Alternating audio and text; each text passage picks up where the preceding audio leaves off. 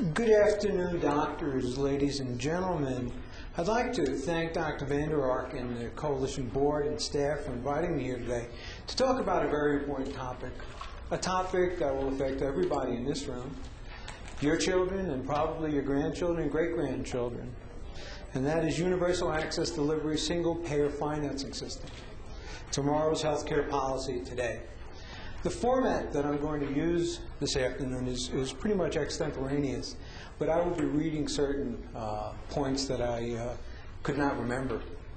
I'm going to try to cover a lot of information in a very short period of time, so if I should lose anybody, I will be mentioning a lot of statistics. Just go to our website, the Center website, www.healthcarepolicyresearchanalysis.org.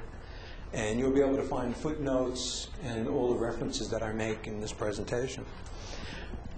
I would like to dedicate this presentation to the 45 million uninsured Americans, to the 16 million underinsured Americans, to the 18,000 Americans that die every year prematurely because they do not have health insurance, for all the Americans that go into bankruptcy every year because they can't pay their medical bills, and to the Bush administration for giving the people of Iraq a universal health care, single-payer financing system, but not its fellow Americans. Let me start my presentation by saying we've got some good news and we've got some bad news. The good news is that we believe that the timing is right to push this initiative with the American public. The bad news is that it's going to be very difficult and it's going to be very costly. But we feel very strongly that it can be done.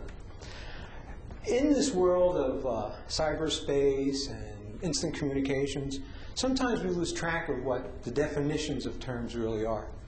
So I want to start off by kind of giving you a definition of what we think universal access delivery system is. That means that all American citizens will have access to at least a minimum level of health care services without regard to their ability to pay.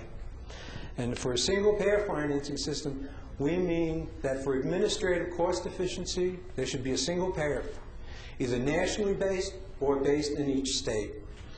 My presentation today will encompass about 5 areas. First, I want to talk a little bit about the economics of healthcare financing.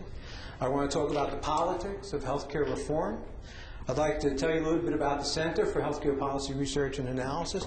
And then I want to talk about a preliminary strategy we've been working on that we feel will help bring the single-payer universal access concept to the forefront. And then I'll just wrap it up as a quick summary.